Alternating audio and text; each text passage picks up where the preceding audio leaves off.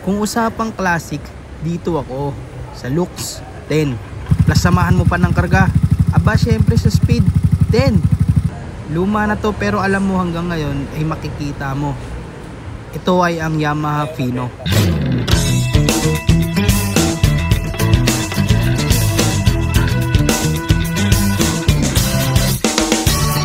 What up mga papi? So nandito tayo, kasama natin si Papi John Mark at ang Fino 2014 niya na dual gauge.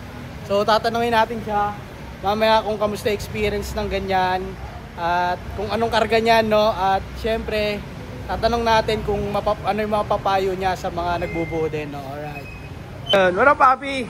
Yun, what up. Ito yung si Papi John Mark, mas kilalang toteng dito sa amin. At ito yung Fino na 2014 niya. Papi, share mo naman, kamusta experience ng may ganyang motor? Okay lang.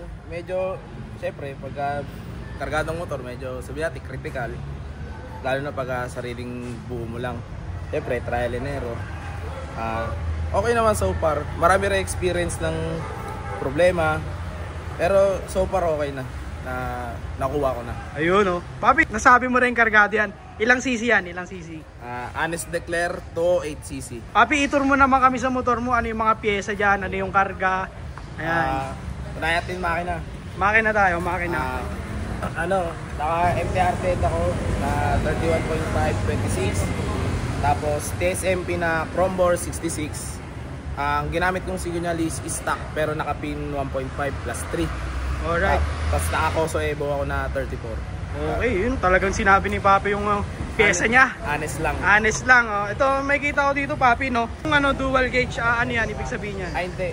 Yan talaga ang design ni Fino na dual gauge. Meron pang isang Fino yung single gauge, yung oblong, yung parang oblong yung gauge niya. Ayun yung single. Ayun yung mas nauna kaysa sa dual. Ayun ang, sa Pilipinas ayun ang unang na-release. Pero etong dual, halos late lang lumabas dito sa Pilipinas. Correct me if I'm wrong lang Ayun, no? Kasi di ko talaga sure. Pero ang alam ko talaga dual ay last na ni-release sa Pilipinas. Okay. Sa brake system tayo Papi, ano yung gamit mo na brake lang system? Stock lang na lever kasi hindi ako nag-aftermarket dito. Tapos dito, lang to, copy lang yung master pump ko. Kasi wala tayong budget sa pang Pero yan, 17mm to, galing kay Boss Arn. Yun, shoutout Boss Arn. Ito yung brake master ngayon, mo. isang taon na may wala pa rin tagas yan. Yun, no?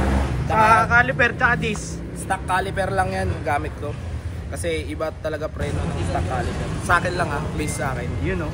Tapos Showa disc lang yan na old school, 2014. Ayun. Papi, ilang tong tubo mo? Napansin ko yung tubo mo dito, ang laki dahil kargado ka nga, no? Ilang yan? 30, straight 38 mula headers. Tapos itong dual tip mo, kakaiba. Kakaiba siya. Ay, atomic pala. Kakaiba yung mo. Racer Atomic. Sa totoo hindi yan sa akin. Pineram lang ng tropa ko galing, nasa ibang bansa. Yun. Kasi bibelo pa ako ng pambiling bago. Ayun, no. Bakit kulay blue siya tapos parang nahati?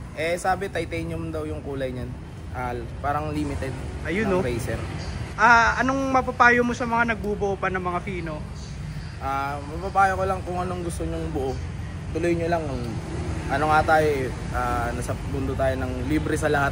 Bahala ka kung anong gusto mo. Ayun. Pag nagbuo ka, yun na yun. Kung anong nasa puso mo, pero dapat nasa tama rin. Ayun, no. Para walang masabi yung iba. Mas okay nang yung napupusuhan mo yung pesa na hindi yung sapilitan na kinakabit. Alright. Kung ano yung kaya mo, ayun yung i-build mo. Yun na yung kabit mo. Alright, Papi. Thank you, Papi. Thank you.